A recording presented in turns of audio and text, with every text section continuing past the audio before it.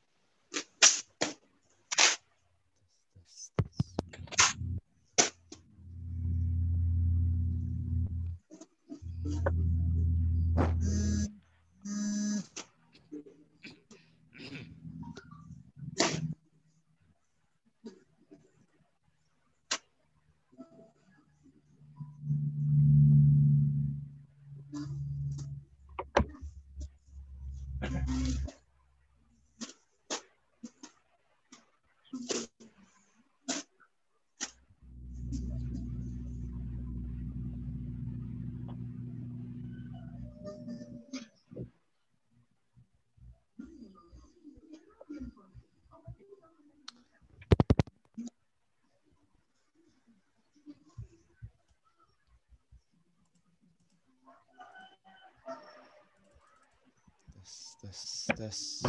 Tes.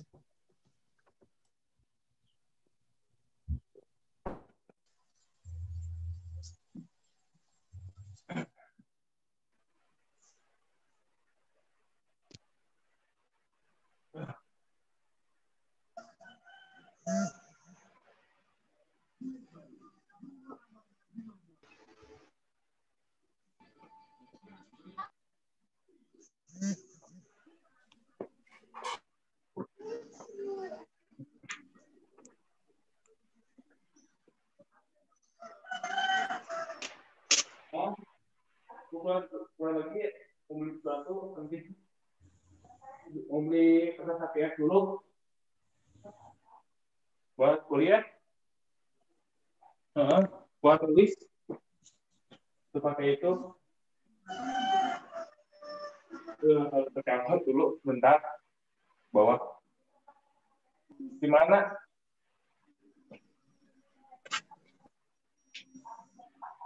Ya di situ. Ya tahu di situ. Ya tahu.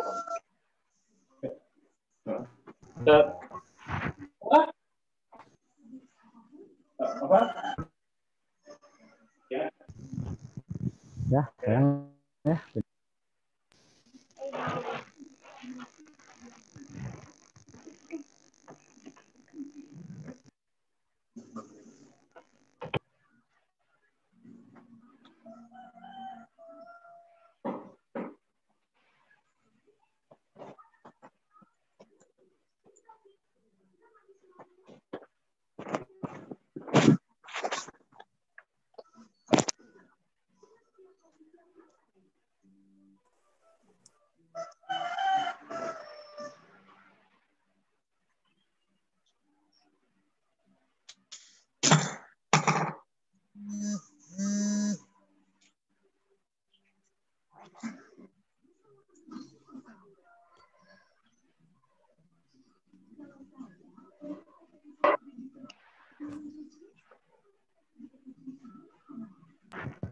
Panitia, kalau jumlah di room ini berapa orang?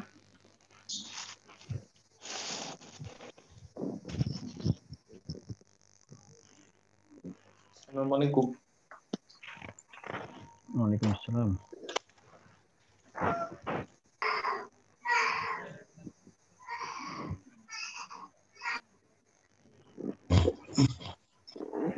Oh, ini kelas yang tidak asing ya, ada Ratu Sipa dan kawan-kawan dari kimia. Sehat ya? Alhamdulillah Pak sehat.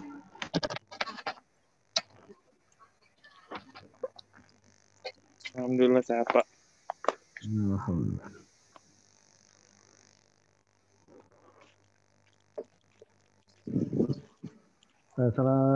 Pak Muhammad Iman sudah ada belum?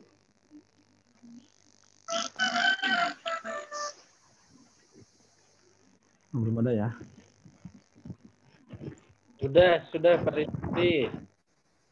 Oh, alhamdulillah. Mohon maaf Pak, saya pakai HP itu tidak bisa monitor semua. Sama saya pakai headphone di Ranca Ekek, mulai hujan, sinyalnya jelek. Alhamdulillah sehat Pak ya. Insya Allah, cuma tadi saya nggak diajak lah. Saya, saya baru nyampe dari Garut juga itu Pak, langsung ke rumah Pak Ganjar 5 menitan diam di rumah langsung ke rumahnya.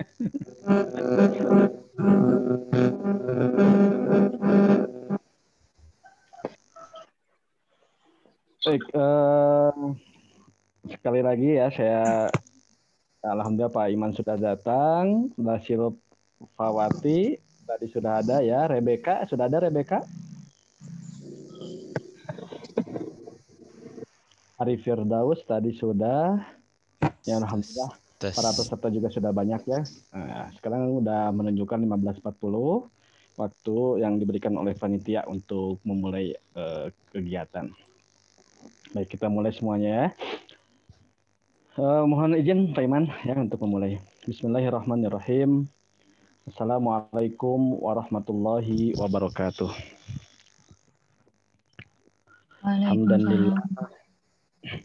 Alhamdulillah salatan wa salaman ala Rasulillah amma ba'du. Rabbi shrah li sadri wa yassir li amri wahlul 'uqdatam min lisani yafqahu qawli. Yang saya hormati dosen narasumber Bapak Muhammad Iman Firmansyah SPDI MAG. Yang saya hormati, yang saya banggakan para penyaji yang luar biasa sudah mempersiapkan pastinya jauh-jauh hari. Ada Dasil Fawati Pamungkas dari Pendidikan Matematik KB. Kemudian ada juga Rebecca Faramita dari Bahasa dan Sastra Inggris B. Dan yang terakhir ada Kang Arif Firdaus ya dari Teknik Mesin D3.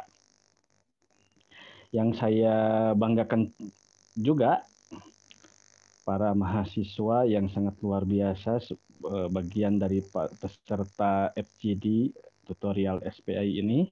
Mudah-mudahan kita semua, Anda semua, beserta keluarga dalam keadaan sehat walafiat, serta selalu dalam lindungan Allah Subhanahu wa Ta'ala. Alhamdulillah, pada kesempatan sore ini, hari Ahad, tanggal 1 November 2020, kita masih diberikan kesempatan oleh Allah Subhanahu wa Ta'ala untuk senantiasa menimba ilmu, silaturahim melalui Zoom ini, sekaligus silatul fikri ya, untuk bertukar pengalaman, berbagi informasi dan pengetahuan terkait tema yang akan kita bahas, yaitu ragam problematika komunikasi di media sosial dan bagaimana sebetulnya solusi alternatif pemecahan problematika tersebut. Insya Allah nanti akan dibahas oleh para penyaji yang sudah disiapkan, kemudian juga nanti di akhir akan diisi oleh pembahas yaitu dosen narasumber ya. Dan mudah-mudahan FGD pada kesempatan hari ini diberkahi oleh Allah Subhanahu wa Ta'ala, diberikan kelancaran. Oleh karena itu, mari kita bersama mengucap basmalah. Bismillahirrahmanirrahim. Baik, para narasumber, para penyaji dan peserta semuanya, serta tidak lupa juga panitia yang selalu bersikeras ya, semangat untuk mempersiapkan acara ini. Sebelum kita memulai pada penyajian, saya ingin mendengar dulu semangat dari Anda semua ya. Ketika kita menyebutkan tutorial SPI, maka diucapkan kuliah cerdas, kerja ikhlas, selalu istiqomah, Allahu Akbar. Tes, aduh, saya masih terdengar suara saya? Masih Pak. Ini kayaknya masih Pak. Ya kalau ya saya di HP saya kalau nggak ada gerakan, nggak ada gerak-gerak, berarti ada gangguan sinyal begitu ya. Mohon maaf. Baik ya. Silakan unmute. Ini nggak apa-apa bertabrakan juga suaranya. Silakan unmute ya masing-masing mikrofonnya. Kita sama-sama meneriakan jargon dari tutorial SPI ini. Saya ucapkan tutorial SPI baru langsung disambut ya. Tutorial SPI. Mana suaranya? Belum terdengar, belum siap ya, siap-siap. 1, 2, 3. Tutorial SPAI.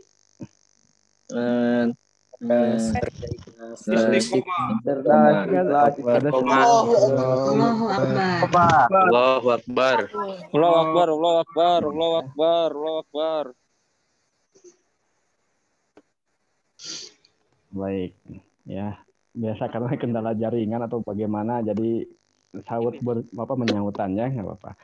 Ya mudah-mudahan dengan teriakan barusan kita diberikan semangat ya, meskipun dalam keadaan serba terbatasan ini. Baik, berbicara tentang media sosial tentu ya, perkembangan hari ini sangat pesat. Bahkan semua aspek lewat media sosial ini mudah untuk disebarkan. Nah, menyikapi perkembangan teknologi ini khususnya dalam menggunakan media sosial tentunya akan melahirkan sesuatu nilai, baik itu yang positif, tidak luput juga sesuatu yang negatif.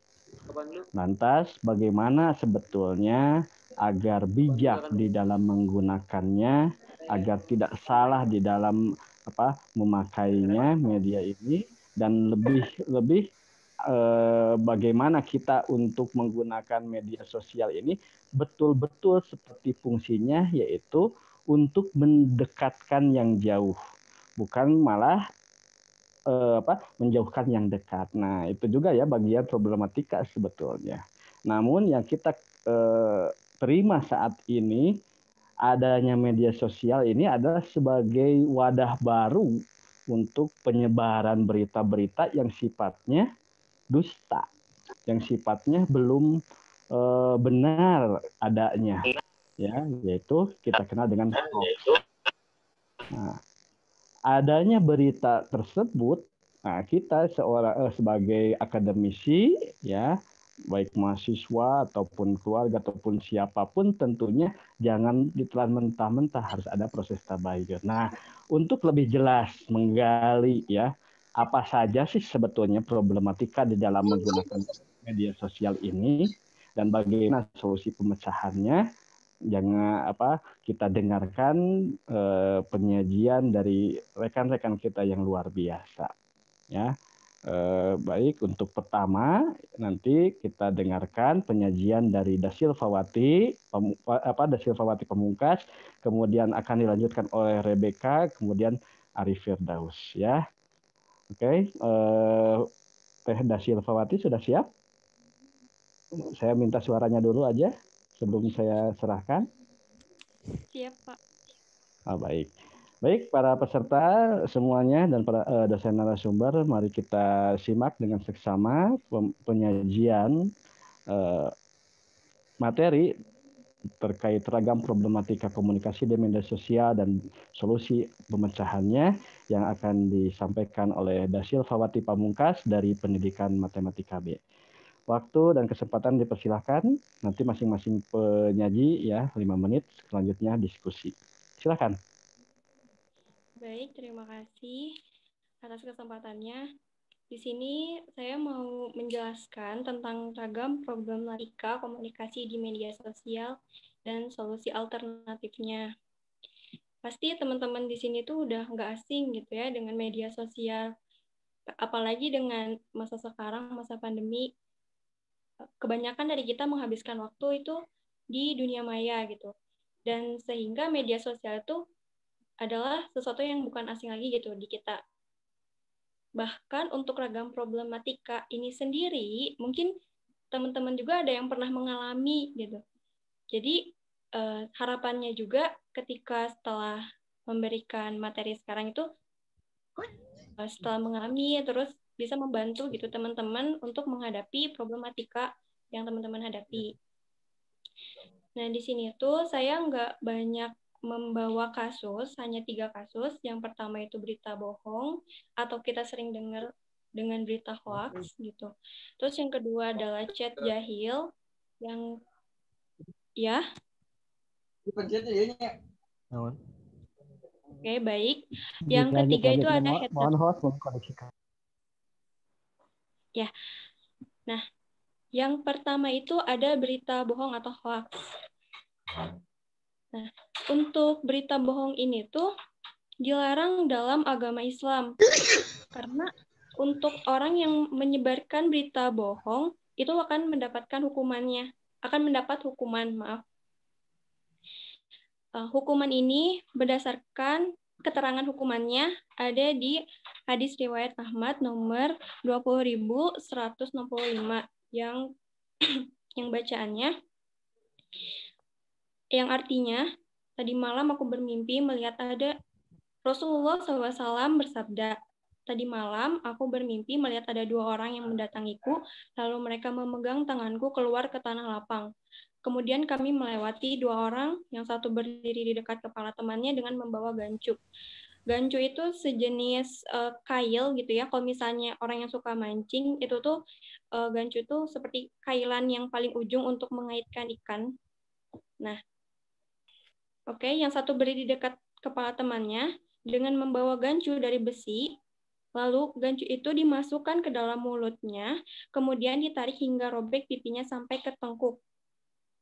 Ditarik kembali, lalu dia memasukkan lagi ke dalam mulut, dan dia tarik hingga robek pipi sisi satunya. Kemudian bekas pipi robek tadi pulih kembali dan dirobek lagi, dan begitu seterusnya. Orang yang pertama kamu lihat, dia adalah orang pendusta, seseorang yang pendusta. Dia membuat kedustaan dan dia sebarkan ke seluruh penjuru dunia. Dia hukum seperti itu sampai hari kiamat, kemudian Allah memperlakukannya orang tersebut sesuai yang dia kehendaki. Nah, jadi itu adalah hukuman bagi orang yang suka menyebarkan berita bohong. Nah, jadi untuk kita hati-hati gitu ya, untuk menyebarkan berita bohong, karena hukumannya sangat berat. Baik, misal nih kita mendapatkan sebuah berita, lalu sikap seperti apa yang harus kita lakukan gitu. Nah, di sini tuh di Al-Quran surat Al-Hujurat ayat 6, hai orang yang beriman, jika datang kepadamu orang fasik membawa suatu berita, maka periksalah dengan teliti agar kamu tidak melimpahkan suatu musibah kepada suatu kaum tanpa mengetahui keadaannya yang menyebabkan kamu menyesal atas perbuatanmu itu. Nah, di sini Allah Subhanahu wa Ta'ala memerintahkan kita ketika kita mendapatkan berita, itu kita harus teliti gitu. Periksa apakah berita tersebut itu benar, dan bagaimana sih cara ngecek kalau berita itu benar atau enggak. Kita bisa dengan mencari topik yang sama di internet gitu, dan lihat dari sumber-sumber yang terpercaya apakah berita tersebut valid atau tidak, bisa seperti itu. Dan masih banyak cara lainnya untuk mengecek apakah berita tersebut benar atau enggak. Nah, lalu ketika udah tahu nih, kalau misalnya berita itu, oke, share screen-nya dilanjut aja. Nah, ketika kita mengetahui bahwa berita itu adalah berita bohong, maka kita harus menegur orang yang yang menyebarkan berita itu. Kalau misalnya kita belum tahu nih itu beritanya benar atau bohong, ya kita lebih baik mengambil tindakan diam saja gitu, tidak menegur atau tidak membenarkan. Nah, lalu misal nih berita itu udah ketahuan, oh ya ini ternyata adalah berita yang benar. Nah, yang harus kita perhatikan ketika kita mengetahui sebuah kebenaran, kita juga harus memperhatikan gitu, apakah kebenaran itu harus disebar atau tidak perlu orang banyak tahu. Karena seperti ini, kalau misalnya berita itu harus disebar sesuai kondisi dan situasi yang tepat gitu. Karena kalau misalnya kita memberikan berita yang memang benar namun kondisinya tidak sesuai, maka itu khawatir menimbulkan kesalahpahaman, terus orang-orang jadi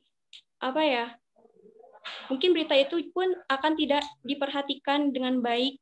Nah, jadi kenapa? Karena berdasarkan hadis riwayat Bukhari nomor 6018, barang siapa beriman kepada Allah dan hari akhir, hendaklah ia berkata baik atau diam gitu.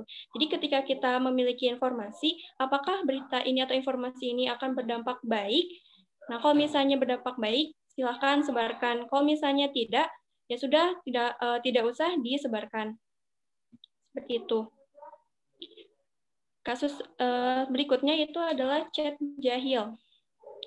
Nah, mungkin teman-teman ada yang pernah mendapatkan chat orang-orang yang mengganggu gitu. Ya PC gitu kan, di sini tuh chat jahil. Nah, untuk menghadapinya, berdasarkan Quran Surat Al-A'raf ayat 199 yang artinya, jadilah engkau pemaaf dan suruhlah orang mengerjakan yang ma'ruf, serta berpalinglah dari orang-orang yang jahil atau bodoh. Nah, di sini saya menggariskan bagian berpalinglah dari orang-orang yang jahil atau bodoh gitu. Jadi ketika ada orang yang mengganggu kita gitu, ngechat untuk mengganggu aja, itu kita berpaling. Maksud berpaling tuh dibiarin, jangan dibales, jangan diwaro gitu ya bahasa Sundanya mah. Nah, kayak gitu. Nah, terus kita tidak marah gitu.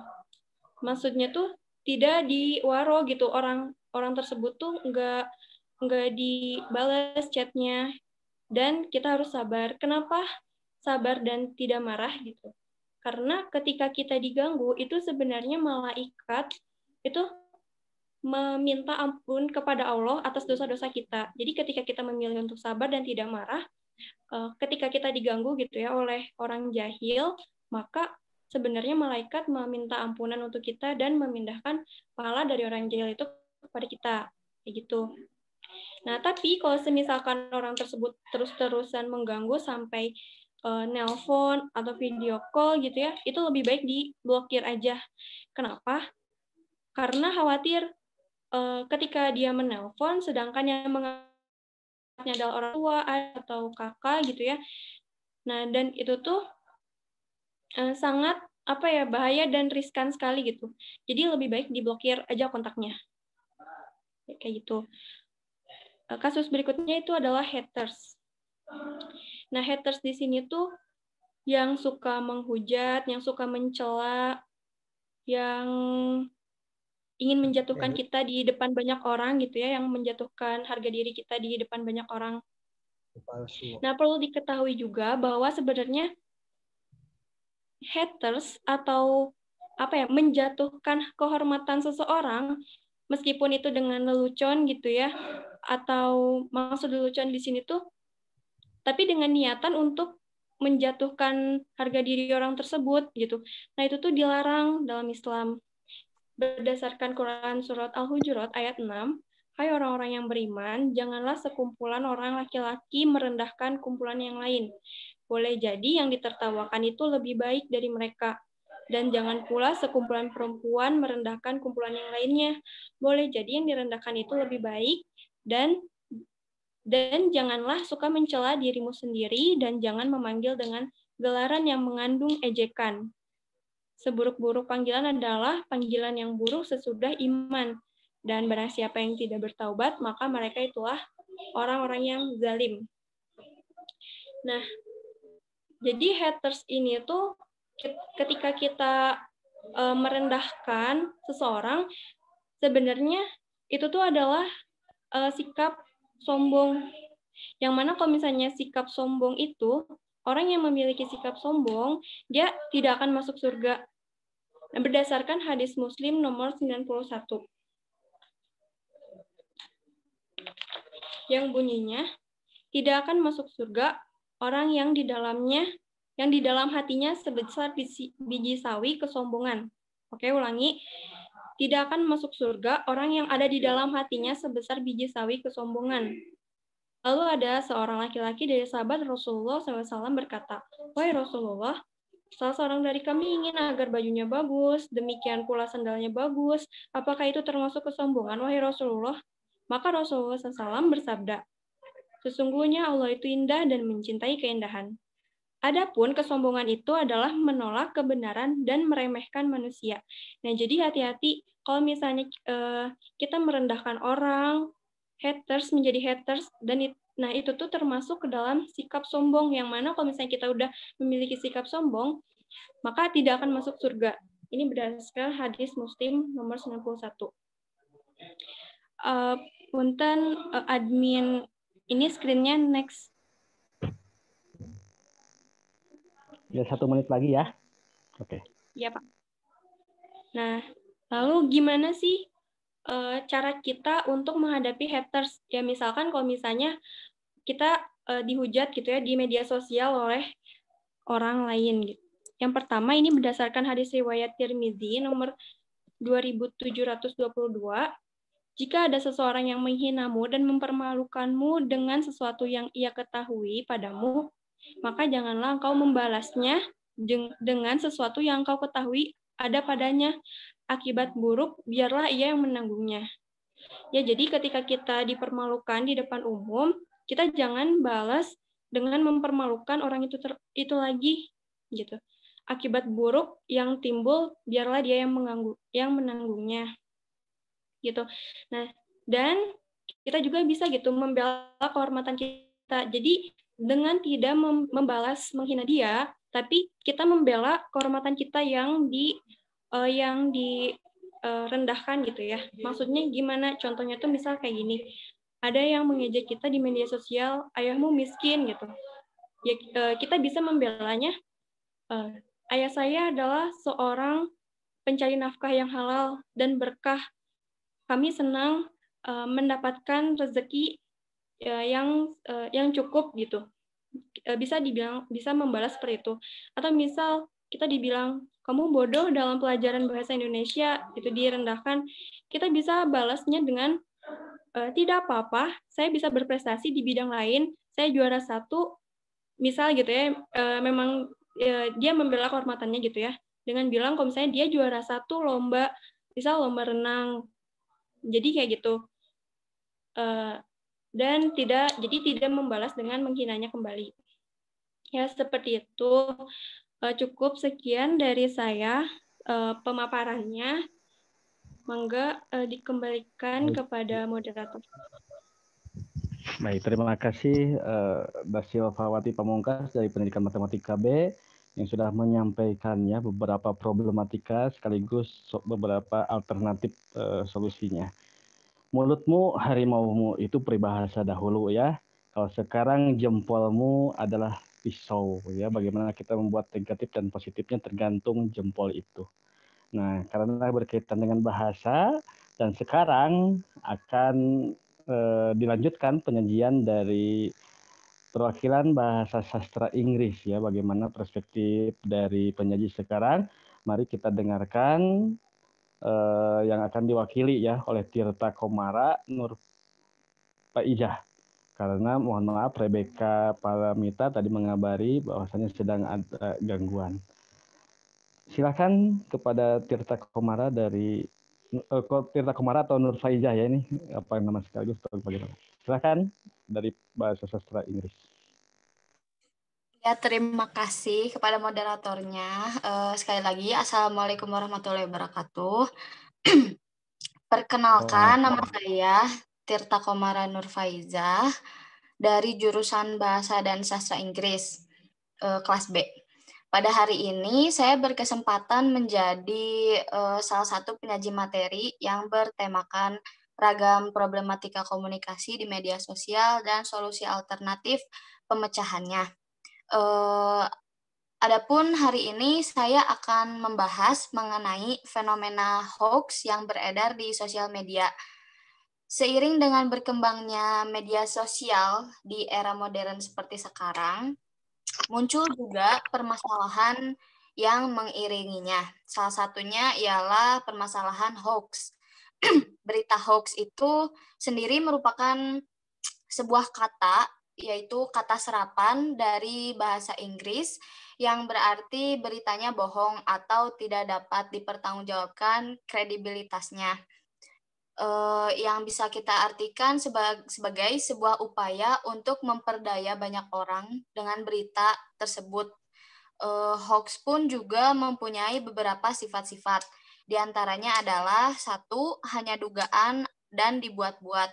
Jadi berita hoax itu berawal dari dugaan salah satu atau oknum tertentu yang mereka dengan sengaja membuat berita yang dibuat-buat. Lalu selanjutnya sifat-sifat hoax itu yakni bertentangan dengan fakta. Jadi berita hoax ini tidak dapat dipertanggungjawabkan kredibilitasnya karena berita atau inti masalah yang ada dalam berita tersebut itu bertentangan dengan fakta atau bisa dikatakan hanya opini atau merupakan pernyataan yang belum bisa dipertanggungjawabkan oleh hasil research seperti itu. Yang ketiga, mengherankan pendengarnya. Jadi banyak juga oknum penyebar berita hoax yang bertujuan supaya mendapat pembaca berita yang akan membuat pembaca atau pendengarnya itu terheran-heran karena beritanya itu tidak sesuai dengan fakta. Yang selanjutnya, menghebohkan masyarakat. Nah, karena beritanya itu mengherankan pembaca atau pendengar, maka berita tersebut akan menghebohkan masyarakat dan biasanya berita hoax itu akan menjadi isu hangat yang diperbincangkan oleh banyak orang. Selanjutnya, hoax itu seringkali dipakai untuk menipu dan membuat pendengarnya untuk setuju dengan opini yang disampaikan. Jadi berita hoax ini karena tidak sesuai dengan fakta yang ada, seringkali disalahgunakan oleh oknum-oknum tertentu untuk sebagai media untuk menipu orang gitu. Lalu bagaimana sejatinya upaya kita sebagai umat muslim dalam menangani hoax?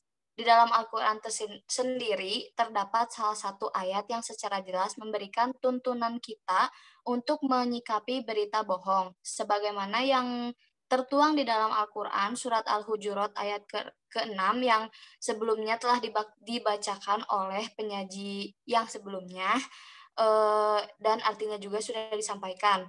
Merujuk kepada ayat ini, yang pertama harus dilakukan saat menerima berita adalah tabayun, yang bisa diartikan dengan mencari terlebih dahulu kejelasan tentang suatu hal hingga jelas kebenarannya, apalagi bila beritanya datang dari orang fasik. Jadi kita harus membuktikan dulu kredibilitasnya, dilihat dulu websitenya apa, terus penulisnya siapa, dan di dalam berita tersebut tuh ada fakta-fakta yang emang udah terbukti atau belum gitu. Jangan sampai hanya menelan berita-berita tersebut tanpa melakukan riset terlebih dahulu. Ayat ini juga memberikan tuntunan kepada kita sebagai umat muslim agar lebih berhati-hati dalam menerima maupun menyampaikan sebuah berita. Selain itu, kita juga harus bekerja sama dalam mengungkap kebenaran berita hoax dan tidak boleh menganggap remeh berita hoax. Dan tentunya yang paling penting adalah berhenti membicarakannya, karena hoax sendiri tidak akan tersebar luas dan akan hilang dengan sendirinya bila tidak ada yang membicarakannya lagi. Sekian yang dapat saya sampaikan. Bila ada kesalahan, mohon dimaafkan karena manusia itu sendiri tidak luput dari kesalahan. Wabillahi taufiq wal hidayah. Wassalamualaikum warahmatullahi wabarakatuh. Baik, terima kasih Tirta Komara Nur Faizah ya dari bahasa dan sastra Inggris B. Ternyata dari perspektif bahasa sudah dikemukakan hoax itu bukan hanya berita bohong dan lainnya yang tadi sudah disampaikan. Baik, tanpa memperpanjang waktu agar lumayan kondusif, kita simak penyaji yang ketiga yang akan disampaikan oleh Arif Firdaus dari jurusan D3 Teknik Mesin. Silakan Arif Firdaus. Ya, Assalamualaikum warahmatullahi wabarakatuh. Baik kawan-kawan, insya Allah saya akan sedikit menjelaskan tentang pentingnya literasi digital guna melawan hoax. Kawan-kawan, fenomena hoax akhir-akhir ini sedang hangat diperbincangkan masyarakat Indonesia, khususnya pengguna media sosial. Karena fenomena ini dinilai sangat meresahkan masyarakat dengan informasi yang tidak dapat dipastikan kebenarannya. Perkembangan teknologi informasi turut serta mendorong penyebaran berita hoax. Di Indonesia sendiri, teknologi informasi ikut berkembang pesat, di mana pengguna internet di Indonesia saat ini berjumlah 132,7 juta atau 52% dari jumlah penduduk Indonesia. Dari jumlah pengguna internet di atas, 129,2 juta memiliki akun media sosial yang aktif, dan pengguna internet rata-rata menghabiskan waktu sekitar 3 jam per hari untuk konsumsi internet melalui telepon seluler. Hal tersebut disampaikan oleh Presiden Jokowi saat memberikan pengantar dalam rapat terbatas di kantor Presiden pada tanggal 29 Desember 2016 yang membahas tentang perkembangan media sosial.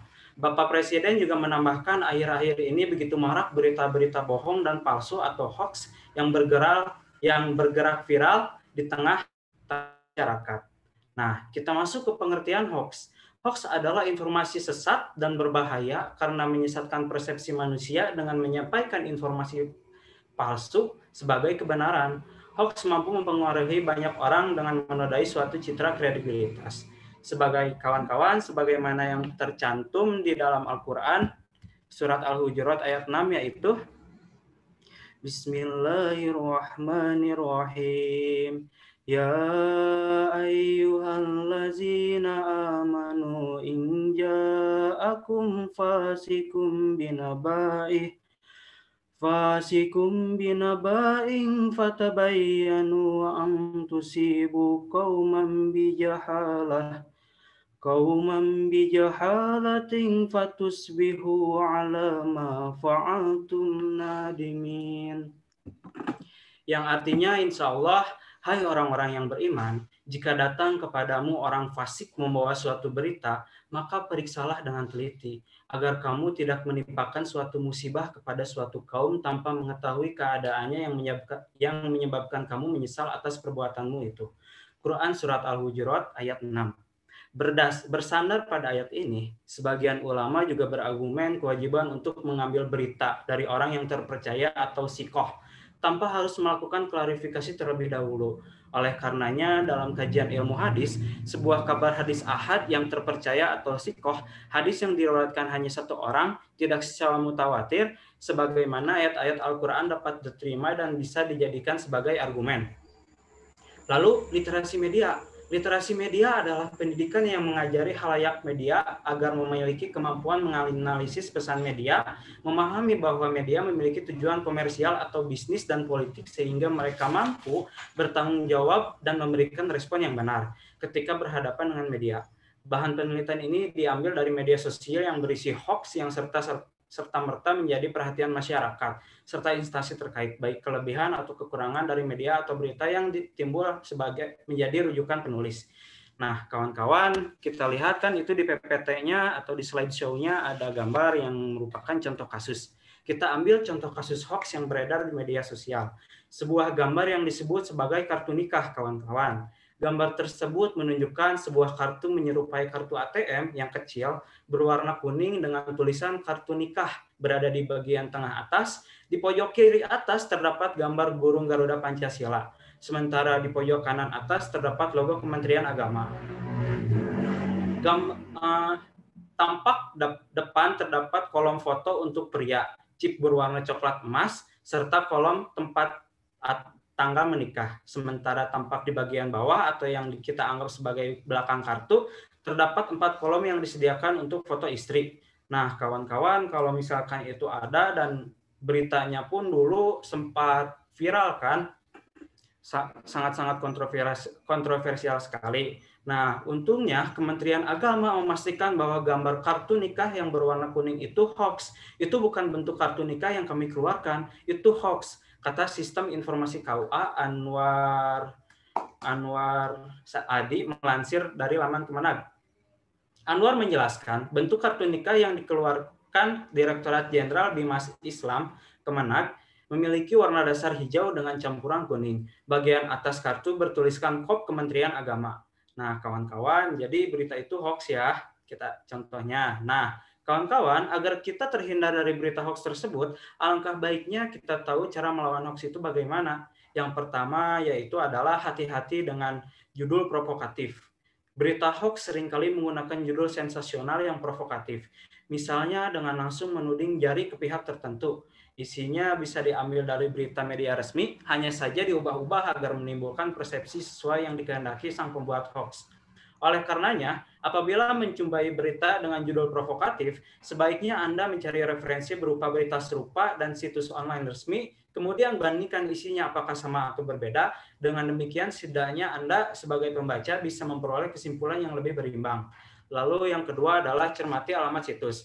Untuk informasi yang diperoleh dari website atau mencantumkan link, cermatilah alamat URL yang dimaksud. Apabila berasal dari situs yang belum terverifikasi sebagai instansi pers resmi, misalnya menggunakan domain .blog, maka informasinya bisa dibilang meragukan. Menurut catatan Dewan Pers, di Indonesia terdapat sekitar 43.000 situs di Indonesia yang mengklaim sebagai portal berita. Dari jumlah tersebut, yang sudah terverifikasi sebagai situs berita resmi tak sampai 300 gitu. Jadi saking banyaknya gitu portal berita yang terverifikasi cuma 300. Artinya terdapat setidaknya puluhan ribu yang berpotensi menyebarkan berita palsu di internet yang mesti diwaspadai ya kawan-kawan. Lalu yang ketiga adalah periksa fakta. Perhatikan dari mana berita berasal. Ya Pak. 1 menit lagi ya, 1 menit lagi. Oh iya Pak, mangga. Perhatikan dari mana berita berasal, dari mana siapa sumbernya, apakah dari institusi resmi seperti KPK atau Polri. Sebaiknya jangan cepat percaya apabila informasi berasal dari pegiat ormas, tokoh politik, atau pengamat. Lalu yang keempat adalah cek keaslian foto. Di era teknologi digital saat ini bukan hanya konten berupa teks yang bisa dimanipulasi, melainkan juga konten lain berupa foto atau video.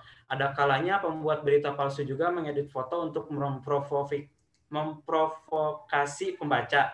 Cara untuk mengecek keaslian foto bisa dengan memanfaatkan mesin pencari Google, yakni dengan melakukan drag and drop ke kolom pencarian Google Image. Hasil pencarian akan menyajikan gambar-gambar yang serupa terdapat di internet, sehingga bisa dibandingkan. Sekian sedikit penjelasan dari saya. Mohon maaf bila ada kesalahan. Wassalamualaikum warahmatullahi wabarakatuh. Waalaikumsalam warahmatullahi wabarakatuh. Terima kasih pada Ari Firdaus yang lebih menekankan pada hoax dan sebetulnya literasi media digitalnya ya. Baik, yang karena waktunya sangat terbatas ya, 3 penanya silakan. Apa ini? Puebi Alista ya dari Tetaboga, kemudian Asifa dan Muhammad Diki Andrea. Silakan dari Tetaboga, Alista. Perkenalkan, saya Pubi Alista, izin bertanya kepada ketiga pemateri, lebih tepatnya juga meminta pendapat ya. Saya menemukan artikel yang diterbitkan oleh BBC News Indonesia pada tahun 2011. Berarti artikelnya sudah diterbitkan 3 tahun yang lalu. Katanya Kemenkominfo itu akan menyaring informasi yang tersebar di media sosial. Nah, menurut para penyaji, apakah sekarang di tahun 2020 ini sudah terasa, maksudnya memang sudah tersaring berita-berita yang disebar di media sosial atau justru semakin banyak berita hoax yang tersebar? Terima kasih. Ya baik, selanjutnya Asifa silakan. Perkenalkan, saya Ashifa Kanavani dari Bahasa dan Sastra Inggris. Saya ingin bertanya mengenai materi Teh Da Silvawati, spesifiknya mengenai problematika chat jahil di sosial media. Teh Da Silvawati berkata bahwa sebaiknya kalau kita diganggu seperti itu, kita sabar saja dan berpaling dari orang yang mengganggu kita. Dan kalau sangat terganggu, kita blokir saja. Bukankah jika kita diam saja dan tidak melaporkan tindakan orang tersebut, kita bisa membuat orang tersebut tidak jerak dan kemungkinan mengganggu orang lain? Dan jujur di 2 SPAI terakhir ini, saya mendapat chat private di kolom chat dari 2 laki-laki yang cukup mengganggu. Saya pun memiliki perspektif yang sama sebelumnya, yaitu untuk berpaling saja dan dari kedua orang tersebut. Tetapi sekarang setelah saya pikir kembali, saya seharusnya tidak diam karena saya membuka ruang bagi orang tersebut untuk melakukan hal yang sama ke orang lain. Jadi saya mau mendengar pendapat Teteh mengenai hal ini, bagaimana ya Teh? Terima kasih. Ya, terima kasih Asyifa. Selanjutnya Diki Andrea dari Pendidikan Kimia. Assalamualaikum warahmatullahi wabarakatuh. Izin bertanya terkait tadi berita benar itu kan perlu dipilah ya, apakah perlu disebar atau tidak. Dan tadi disebutkan salah satu yang tidak perlu disebar adalah berita buruk gitu kalau nggak salah. Berita buruk seperti apa yang memang tidak perlu disebar, apakah semuanya atau bagaimana? Karena kan di masa sekarang banyak berita seperti tingkat kematian COVID, tingkat terjangkit kan itu berita buruk ya, tapi tetap harus disebar seperti itu. Selanjutnya tadi di haters itu tuh kan kita tuh jangan membalas tapi membela diri sendiri. Dan tadi disebutkan jika contohnya saya jelek di bidang ini tapi saya juara 1 di mana gitu. Kan itu masuknya ke sambung-sambung juga ya. Bagaimana cara kita membela diri tapi tidak sombong gitu pada akhirnya. Terima kasih.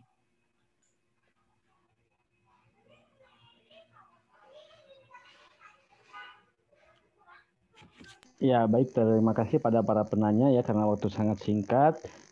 Silakan para pemateri ya, saya berikan waktu masing-masing 2 menit untuk menjawab dari 3 pertanyaan ya. Anda sudah bisa menyimpulkan dari pertanyaan ketiga tadi. Saya berikan kesempatan dulu, silakan kepada Tirta Komaranur Faizah ya.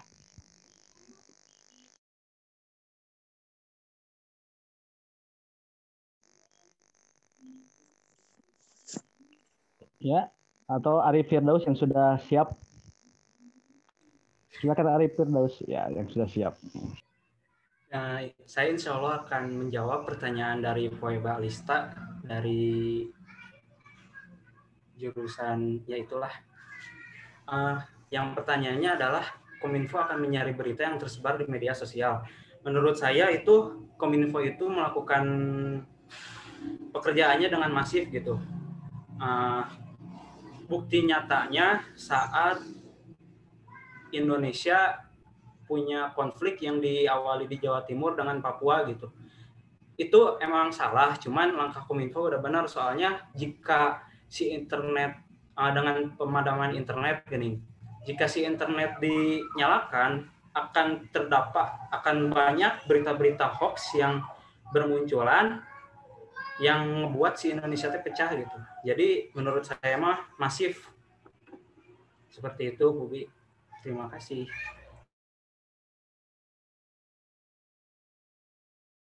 Baik, terima kasih Arif. Itu sedikit komentarnya ya. Silakan sekarang Da Silvawati. Teh Silvawati Pamungkas. Baik, banyak pertanyaan ke ini. Lupa. Silakan 2 menit ya. Ya, baik. Yang pertama ini yang tentang chat jahil ya. Jadi kenapa saya tadi itu sabar dan tidak marah, dan awalnya pun sebenarnya saya pun sempat gitu ya pernah dapat chat jahil gini dan awalnya pun sabar dan tidak marah. Dan ini tuh berdasarkan apa? Berdasarkan hadis yang bahwa kalau misalnya kita diganggu itu kita berpaling aja diam, bahwa sesungguhnya itu tuh malaikat mendoakan kita, meminta ampun untuk kita dan memindahkan pahala gitu orang yang menghina kita kepada kita gitu.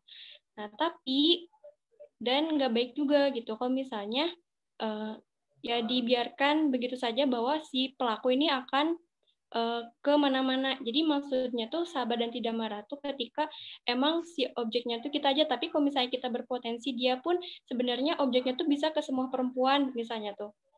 Jadi hadis yang tadi itu objeknya tuh kepada Abu Bakar Asy-Siddiq gitu. Jadi untuk mencela beliau. Nah, tapi kalau misalnya kita lihat lagi ya, kalau misalnya ternyata si pelaku ini tuh dia tuh mendekati beberapa perempuan gitu, menjahili. Nah, itu dan saya pun sangat mendukung untuk melaporkan kepada pihak yang berwenang gitu agar jera gitu. Karena sebenarnya beda kasus juga gitu. Nah, kalau misalnya bisa berpotensi untuk ke yang lain, itu lebih baik melapor. Nah, terus mungkin itu jawaban dari yang tadi agar jera yang chat jahil.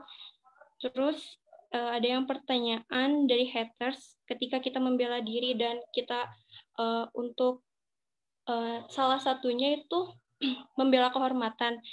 Nah, apakah itu sombong dengan kita bilang kita juara 1 gitu dalam lomba lomba yang lain?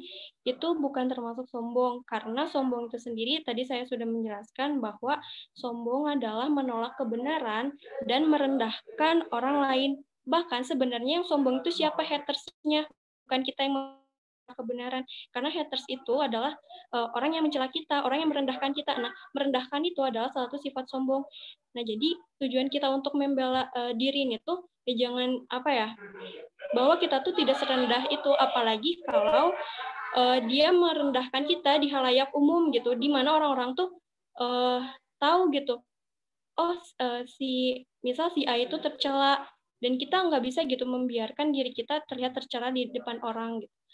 Dan langkah baiknya kita pun membela dengan cara menjaga harga diri. Seperti itu. Untuk menjawab, terus ada yang ini berita apa yang perlu disebarkan berita buruk. Mungkin mau sedikit menyinggung menjawabnya sedikit. Mungkin ada tambahan lagi gitu ya dari yang lain. Nah, berita apa yang perlu disebar? Apakah berita buruk pun perlu disebar?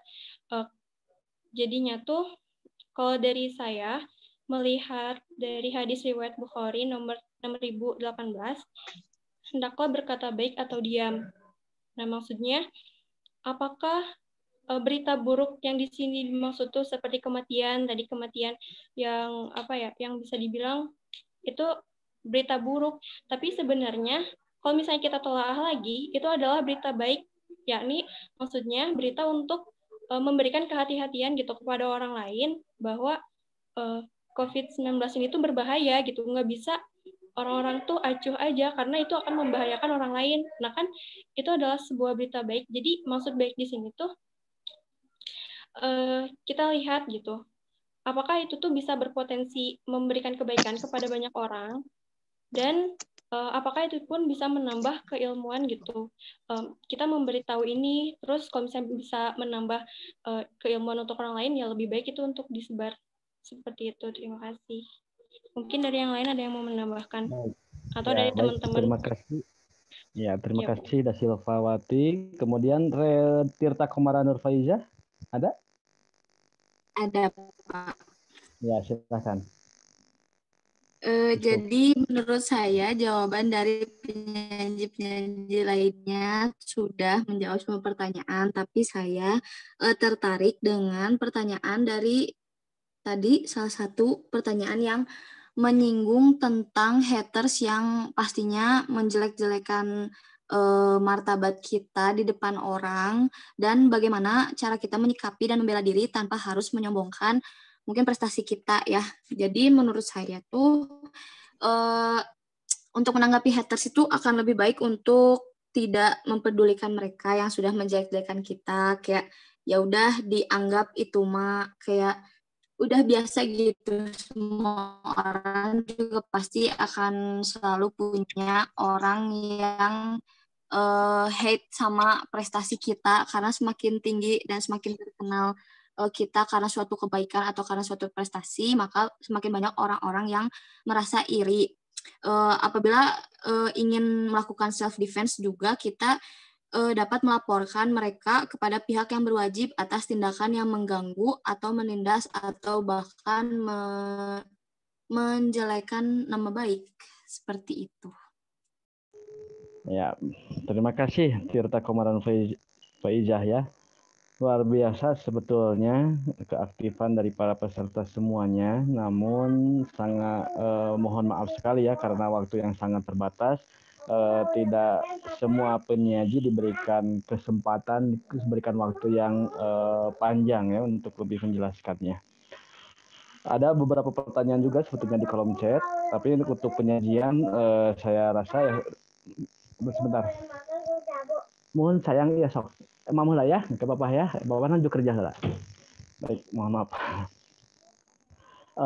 Untuk penyajian dicukupkan sampai di sini saja ya, karena memang masih banyak sebetulnya yang harus kita eksplor, harus kita pelajari dan harus kita bahas.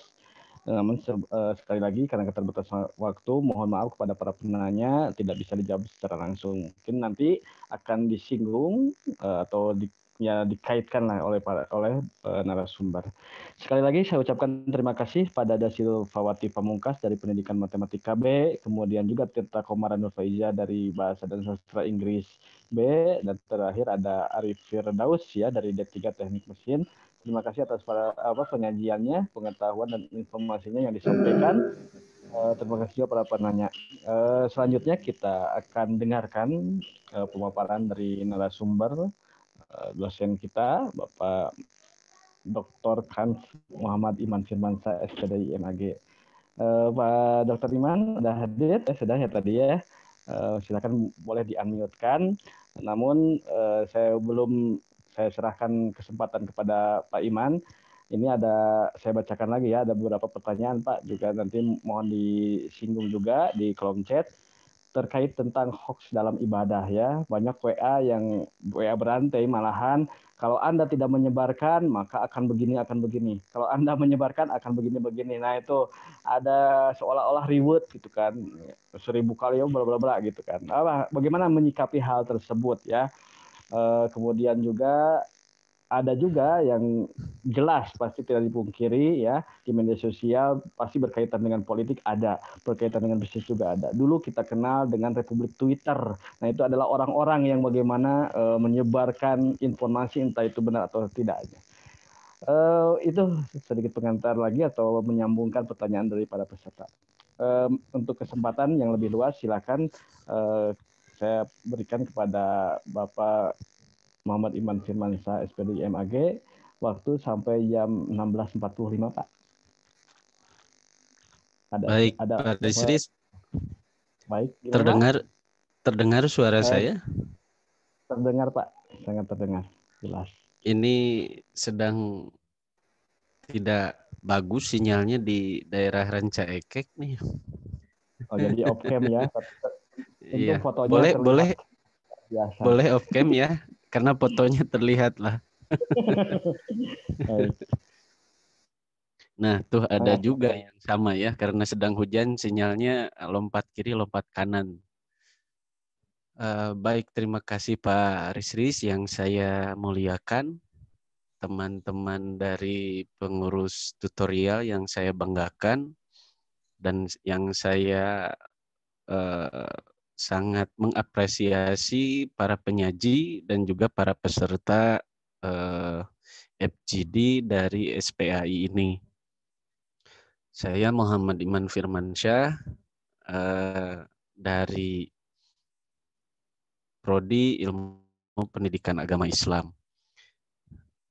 Sungguh luar biasa responnya, bahkan tadi ada yang meminta jika memungkinkan kenapa waktunya tidak lebih lama lagi untuk seminar SPAI ini biar banyak hal yang tergali.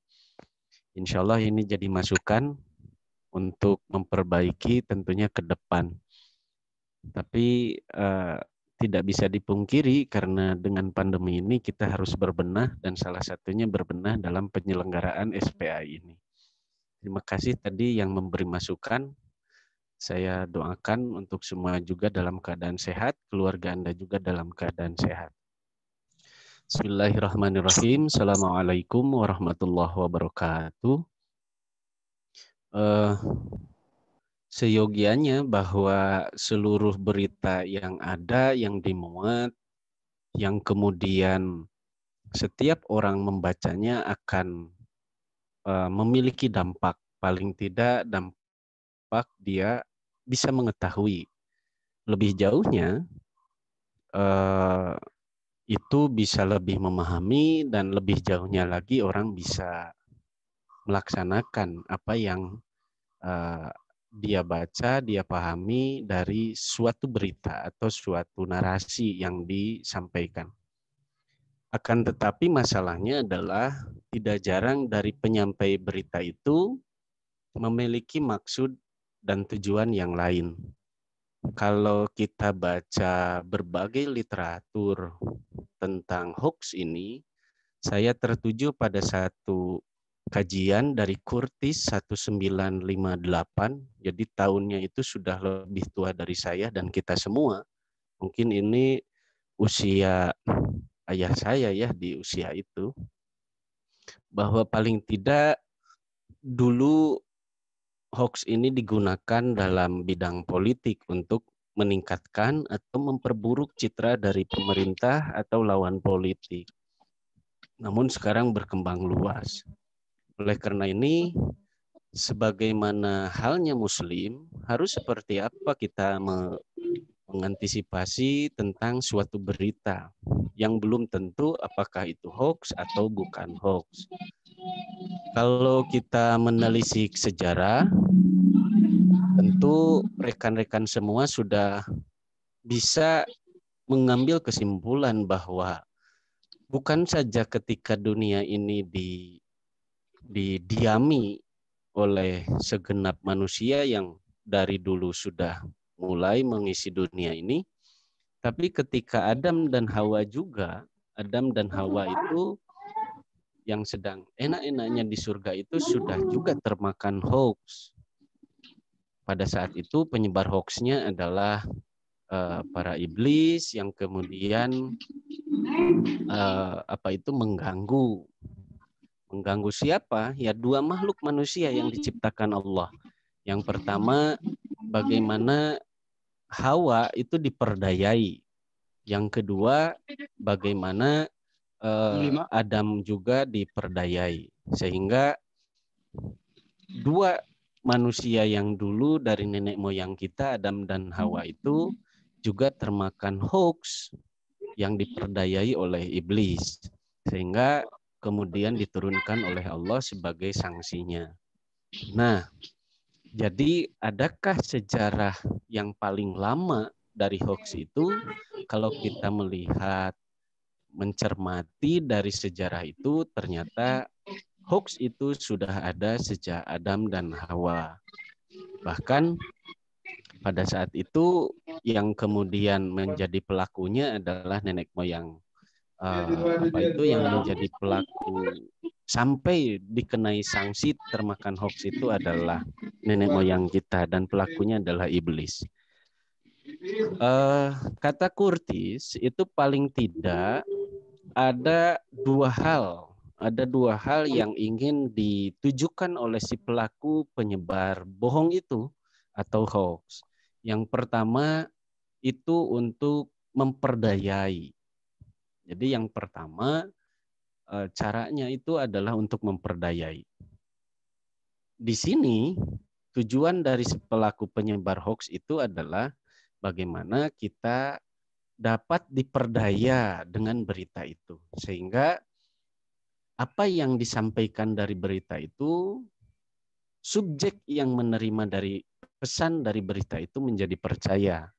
Dan ini salah satu dari tujuan hoax, yaitu percaya pada tipu daya. Yang kedua, ini untuk menyebarkan kebohongan. Jadi paling tidak ada dua hal esensi kata Curtis untuk berkaitan dengan hoax ini. Yang pertama itu untuk menjadikan berita itu sebagai tipu daya sehingga kita mempercayai, dan yang kedua tujuannya adalah menyebarkan kebohongan. Dan setiap orang yang percaya pada perdayaan dan kebohongan itu, maka si pelaku sudah menyebutkan bahwa mereka sudah berhasil untuk menyebarkan berita bohong itu.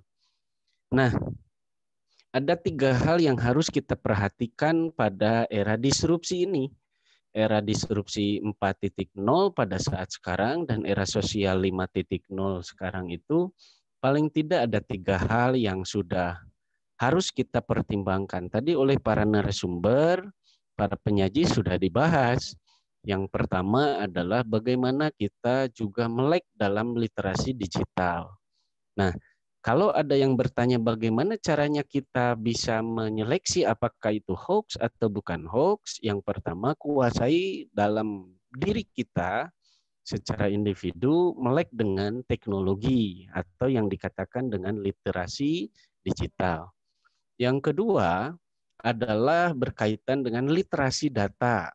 Kalau yang pertama literasi digital berkaitan dengan bagaimana kita mengenal media-media bentuk aplikasi teknologi informasi berbasis digitalnya itu, maka yang kedua adalah bagaimana kita mampu meliterasi data.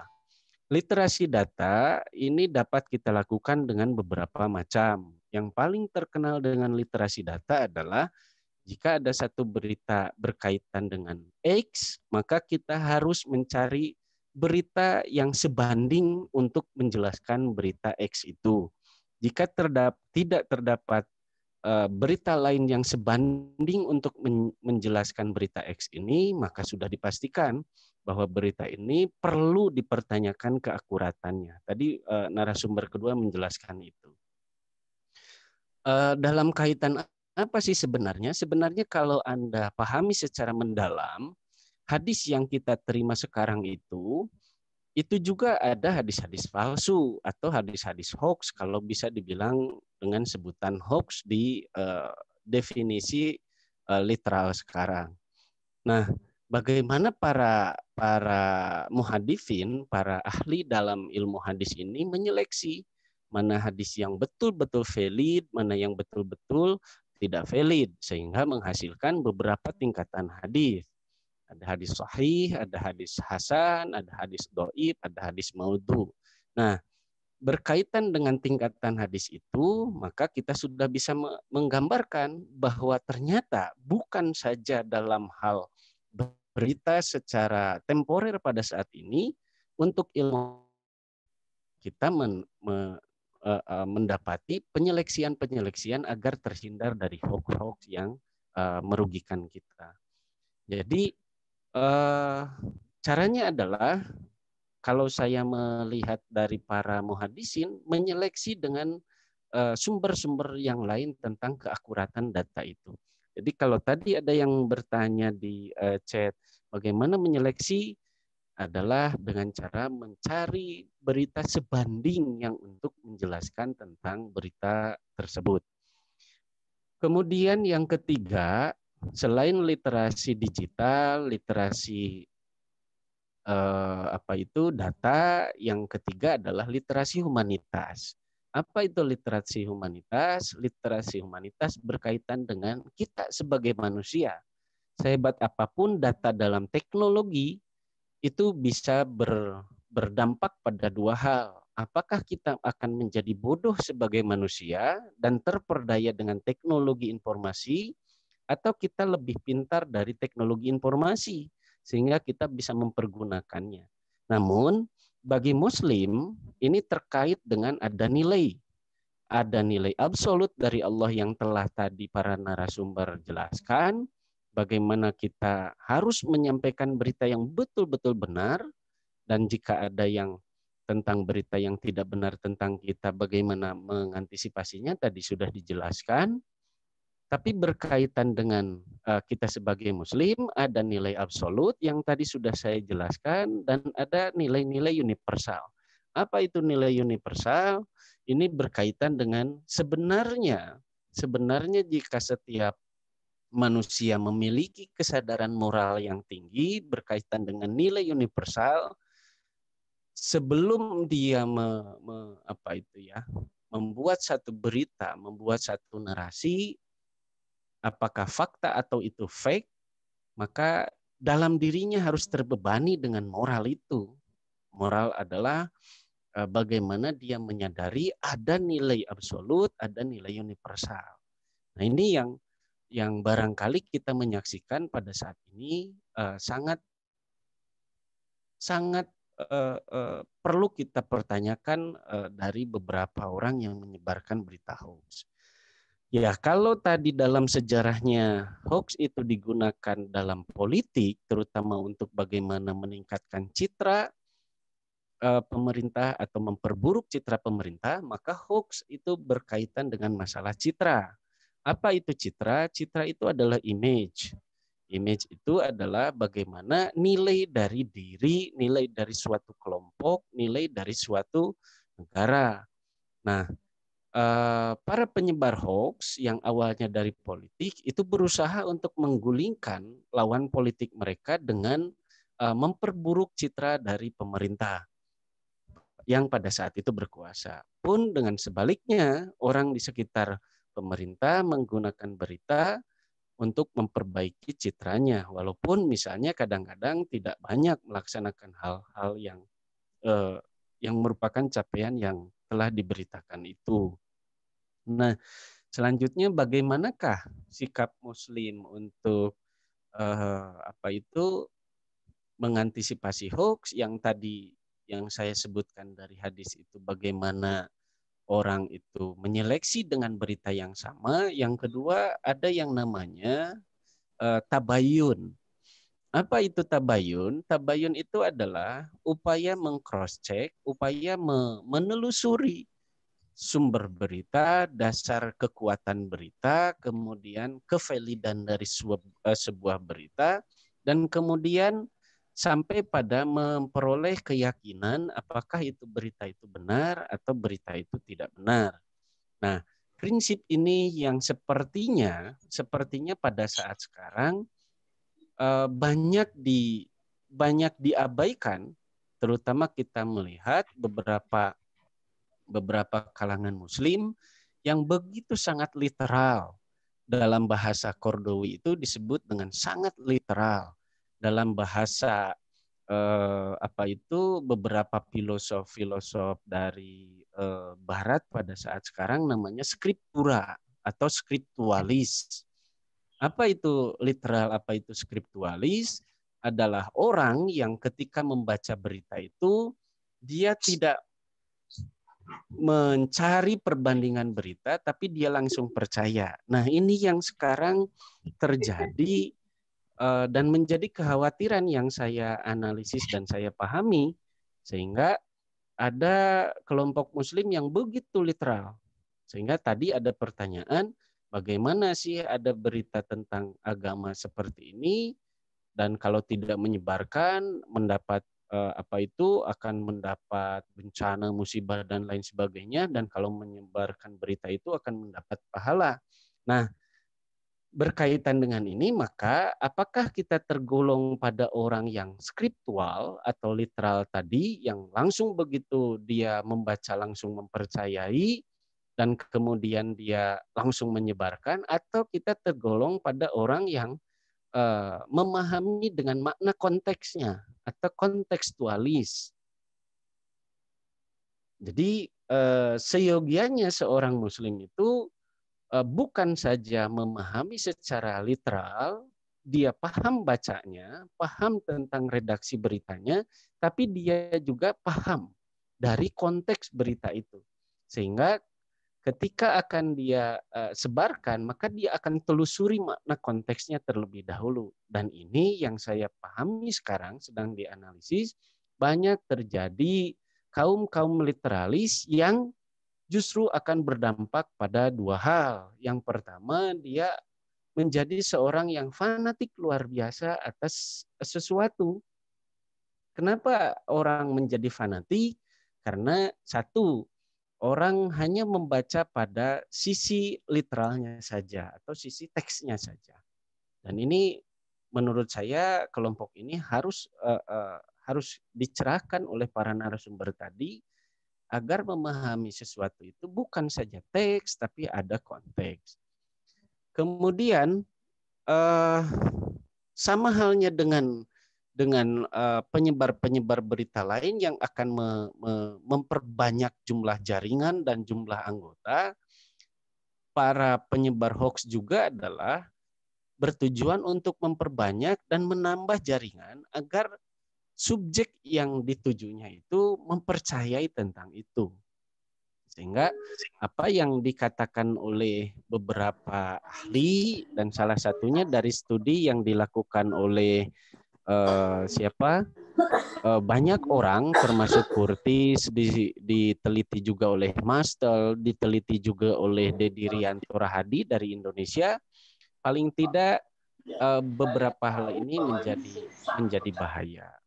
Oleh karena itu, saya setuju dengan beberapa penyaji, termasuk yang dijelaskan yang terakhir dengan kartu nikah dan lain sebagainya, kemudian ditabayunkan dengan sumber dari lembaga itu, apakah itu bersumber jelas atau tidak bersumber jelas. Nah, kemudian ada sisi lain yang sebenarnya harus kita pahami, yang harus kita telusuri. Kalau tadi sudah pada ikhtiar-ikhtiar lahiriah, yang tadi sudah bagaimana kita mendapatkan berita sebanding, bagaimana kita tabayun pada sumber, bagaimana kita tabayun pada ahli yang kita tanyakan tentang berita itu, maka ada satu lagi dimensi lain yang menurut saya mendapat ikhtiar yang harus kita prioritaskan lagi. Apa ikhtiar itu? Adalah ikhtiar batin. Karena bagaimanapun secara batiniah, kalau kita membaca suatu hal, ada perang batiniahnya itu. Sehingga ada dimensi doa di dalam sana. Dan tidak ada yang tempat kita untuk meminta apakah suatu berita itu benar atau tidak. Maka setelah ikhtiar lahiriah tadi ada ikhtiar batiniah. Nah, ini yang harus kita lakukan, dua hal dari ikhtiar manusia ini. Saya ingin menjelaskan sedikit lagi berkaitan dengan ada 7 jenis berita hoax yang ini hasil dari analisis atau pemaparan dari Dedi Rianto Rahadi. Yang pertama, hoax itu berkaitan dengan fake news atau dengan memalsukan atau ada berita yang benar, tapi di dalamnya ada sedikit selipan berita yang tidak benar.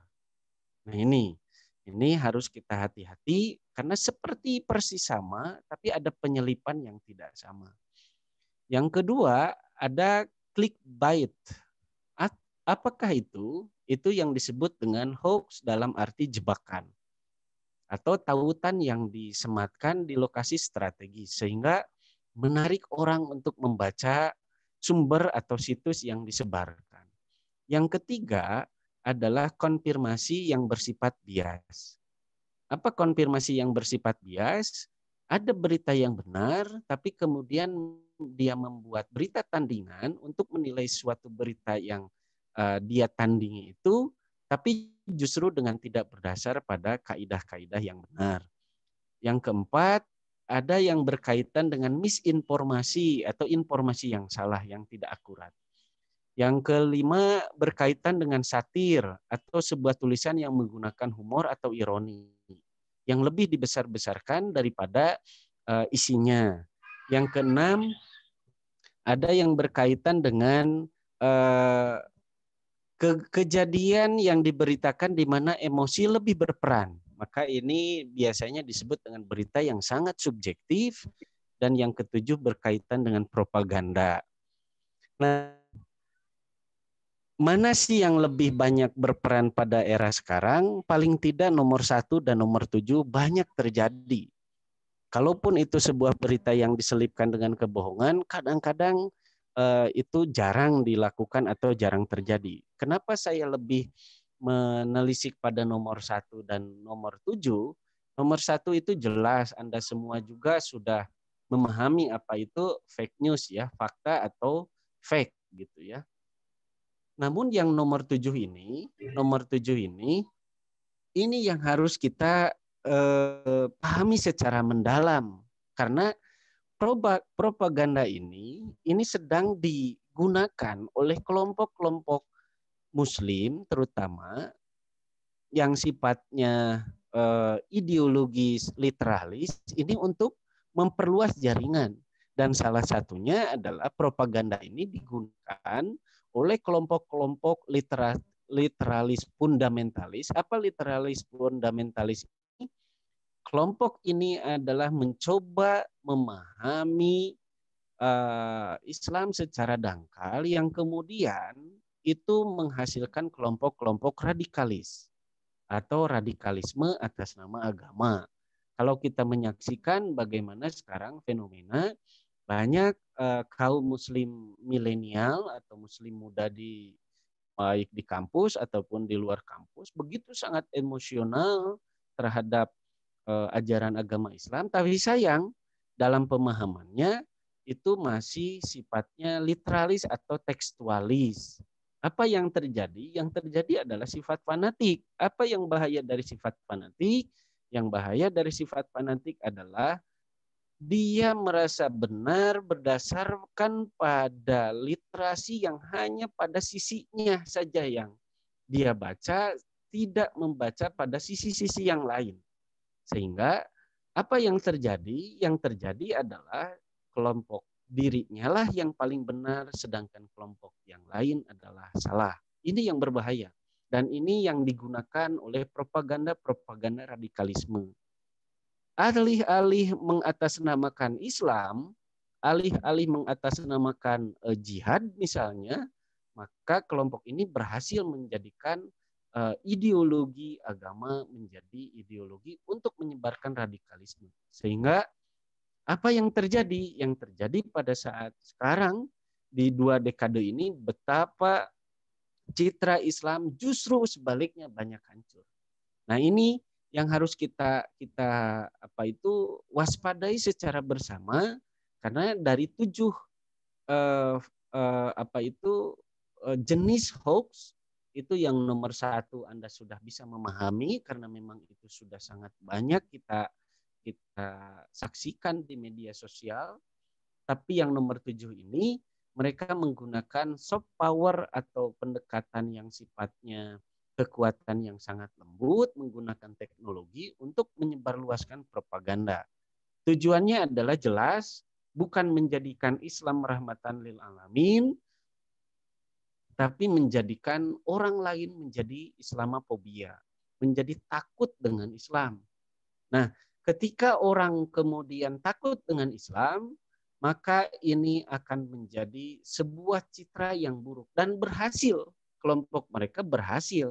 Karena tujuan mereka menyebarkan hoax itu adalah supaya membuat orang lain percaya, dan keberhasilan mempercayai berita palsu itu adalah keberhasilan mereka. Kalau kita sekarang perhatikan, misalnya saya tidak ansih melihat fenomena yang sekarang. Mohon maaf ini agak saya menyinggung pembicaraan ini, betapa sekarang yang menggunakan niqab pada saat 2 dekade ini menjadi dicitrakan negatif. Karena kenapa seperti itu? Karena banyak fenomena yang dilakukan di propaganda itu dengan menggunakan simbolis-simbolis yang seperti itu. Sehingga ini yang menjadi keberhasilan para penyebar propaganda.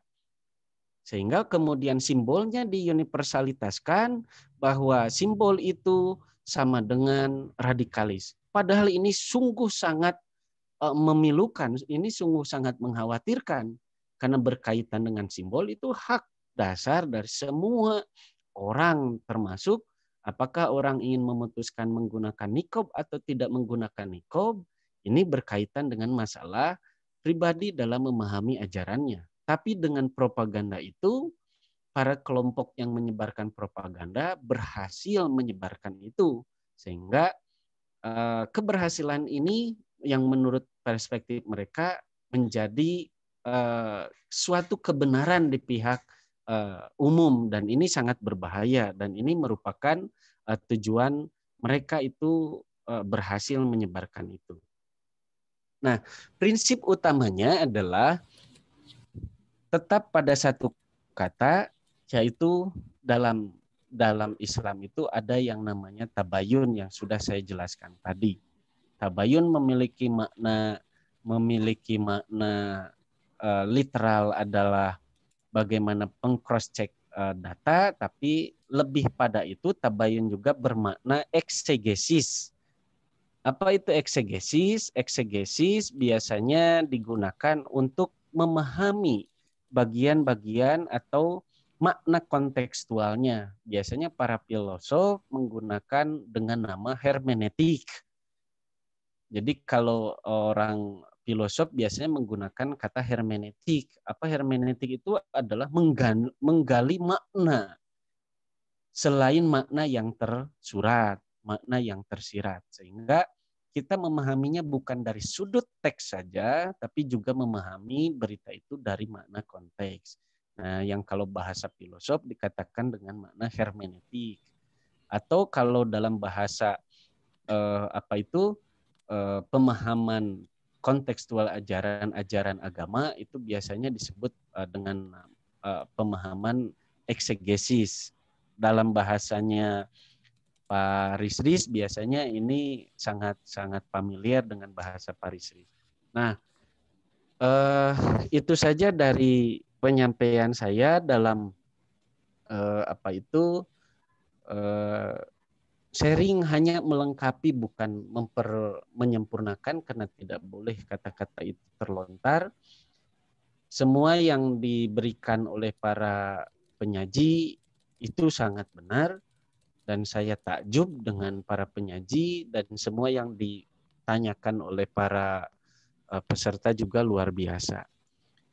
Cerita saya atau narasi saya hanya melengkapi, mudah-mudahan kita bisa saling memperbaiki, terutama dalam bagaimana menganalisis sebuah berita, bagaimana kemudian kita menyeleksi itu berita, kemudian sampai pada apakah kita layak mempercayai atau layak untuk tidak mempercayai.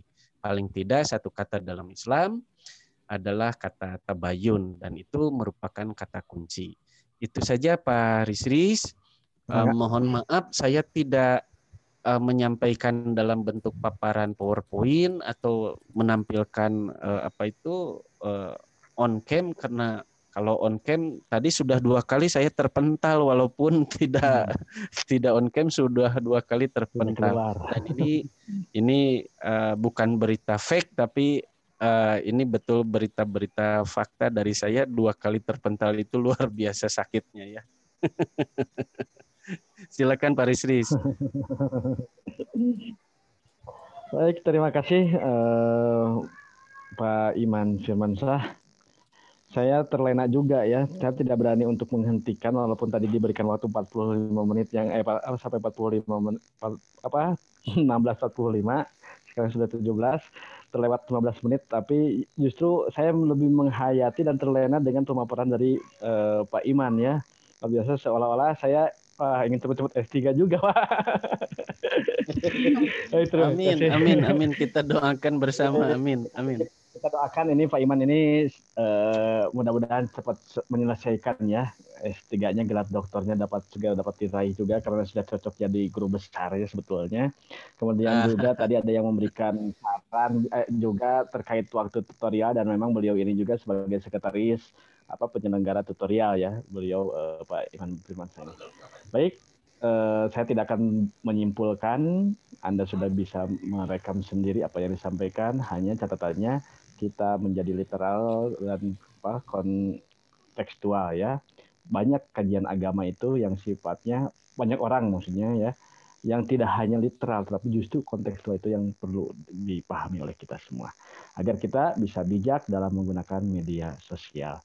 Demikian, sekali lagi saya ucapkan terima kasih pada dosen narasumber kita, Bapak Dr. Khan Muhammad Iman Firmansyah, SPDI MAG, para penyaji, ya, ada Silvawati Pamungkas dari Pendidikan Matematika B, ada Tirta Komara Nur Faiza dari Bahasa Inggris, kemudian ada juga Arif Firdaus dari Teknik Mesin. Terima kasih juga pada para peserta semuanya, dan tidak lupa pada para panitia yang sudah dengan kerja kerasnya menyiapkan ini. Mudah-mudahan ini menjadi amal solih ya, yang tidak terhingga, sehingga menjadikan catatan amal baik bagi kita semua.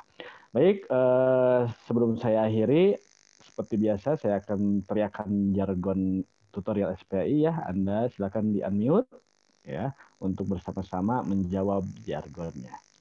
Tutorial SPAI. Kuliah cerdas, kerja ikhlas, istiqomah, Allahu Akbar. Amin. Ya, itu adalah doa ya, adalah doa, mudah-mudahan kita selalu istiqomah. Baik, saya Riz Hari Nugraha sebagai moderator pada kesempatan kali ini. Mohon maaf apabila banyak hal-hal yang kurang berkenan. Terima kasih atas segala partisipasi dan perhatian Anda semua. Semoga sehat selalu. Mari kita tutup dengan hamdalah dan kifaratul majlis. Alhamdulillahirabbil alamin. Subhanakallahumma wa bihamdika asyhadu an la ilaha illa anta astaghfiruka wa atubu ilaik. Terima kasih sekali lagi pada para peserta semuanya dari berbagai prodi ya. Saya tidak akan banyak menyebut kita sebutkan ya terakhir ini. Saya akan sebutkan ya prodi yang mengikuti pada FGD kali ini ada PJKRB, ada Teknik Mesin, ada Pendidikan Tata Boga, Pendidikan Matematika B, Pendidikan Bahasa Arab A, ada Pendidikan Bahasa dan Sastra Inggris B, dan kelas saya ya Pendidikan Kimia B. Terima kasih. Assalamualaikum warahmatullahi wabarakatuh. Waalaikumsalam warahmatullahi wabarakatuh. Waalaikumsalam warahmatullahi wabarakatuh. Waalaikumsalam warahmatullahi wabarakatuh.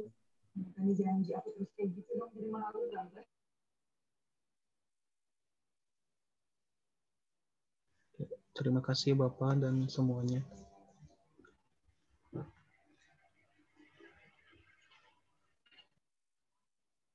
Baik, saya live duluan ya. Silakan kalau ada yang masih lama-lama mau bersua dulu sebelum panitia menutup roomnya. Saya undur pamit ya. Assalamualaikum. Tuh ada